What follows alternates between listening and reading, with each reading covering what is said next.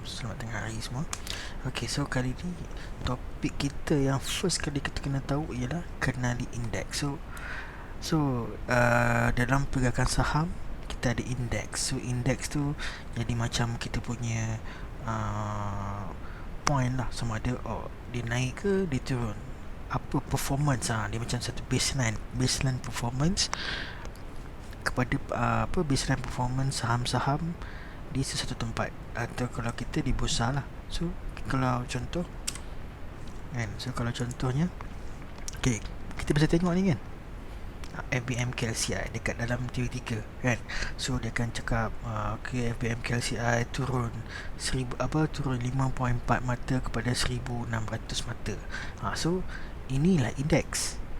So apa sebenarnya indeks ni?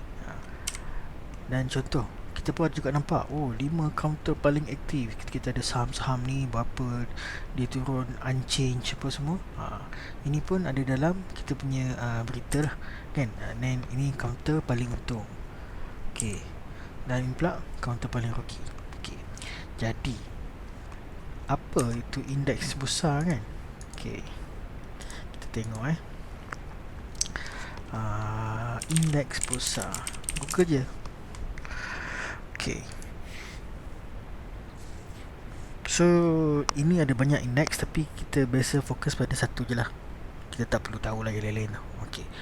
Indeks bursa KLCI, KL Composite Index. So apa indeks bursa ni sebenarnya? Indeks KLCI ni ialah 30 company yang dipilih lah oleh Bursa Malaysia untuk mewakili composite index lah, untuk mewakili KLCI. So 30 company tu. Okay. So apakah company tu? Maksudnya hanya 30 company ni je yang dimasukkan dalam indeks ni. So counter dalam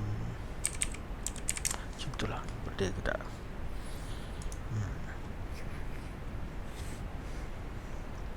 Contoh inilah dia, tapi ni rasanya lama punya ni.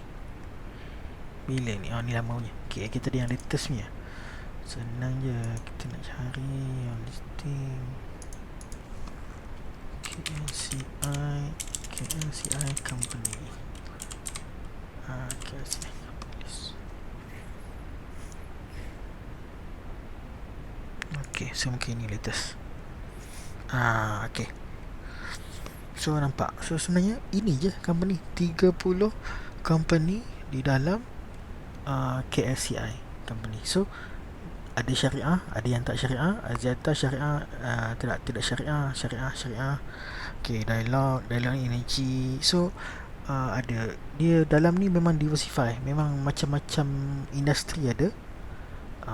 Dan baru-baru masuk ni tak silap Top Glove.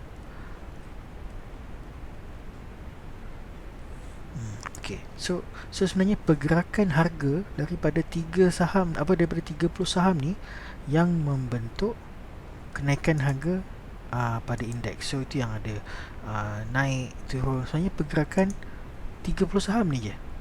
So maksudnya boleh jadi tak saham KLCI ini drop, tapi sebenarnya saham-saham lain naik. Memang boleh jadi. Sebab apa? Sebab yang ini ialah yang harga dia pun memang mahal. Harga dia memang mahal, market capital dia semua mahal, harga dia pun memang mahal. Tengok yang paling murah apa je. Yang paling murah ni je, Sime Darby RM2. Itulah yang paling murah. So memang ni semua saham-saham mahal lah. Okay. Okay, so itu satu. So itu KLCI kan. Dan so kalau kita nak tengok indeks dekat negara lain, okay, sebab apa kita kena tahu juga indeks dekat negara lain? Sebab dia akan ada kaitan. So satu website yang kita selalu pergi, investing.com. Kita pergi dekat markets, kita pergi dekat indexes, pergi major indexes. Okay.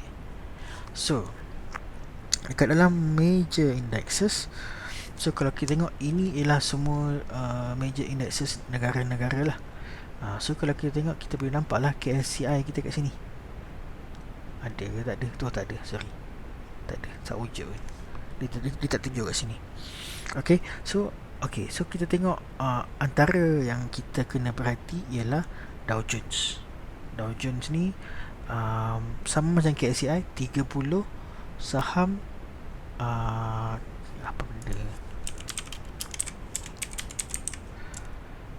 Itu saja, kalau tahu tu ya.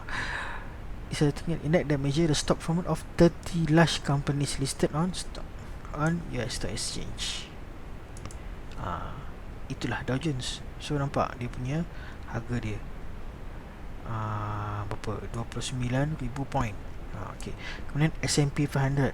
S&P 500 ni company-company mahal, company-company yang high market capital. S&P 500 tak tahu, kita search je. So stock that measures the stock performance of 500 large companies listed on stock exchange kat Malaysia. Okay.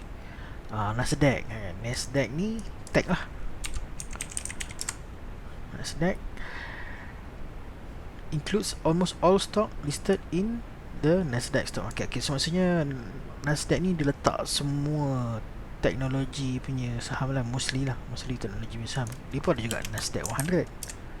Maksudnya 100 100 of the largest non-financial companies listed in okay lah, ni semua in the index. So sebab apa? Index ni mewakili pergerakan keseluruhan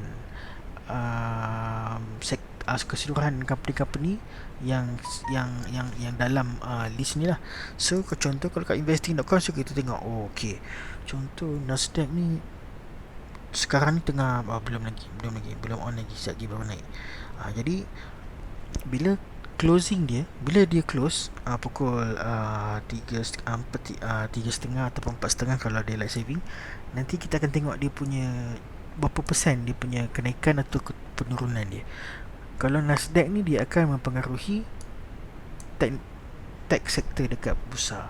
Kalau Dow Jones, S&P 500 dia akan mempengaruhi sektor yang lain lah dekat bursa. Tapi specifically Nasdaq ni ialah tech sector.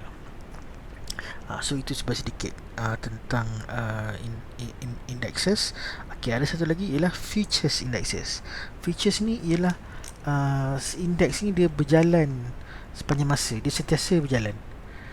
Dia tak ada close.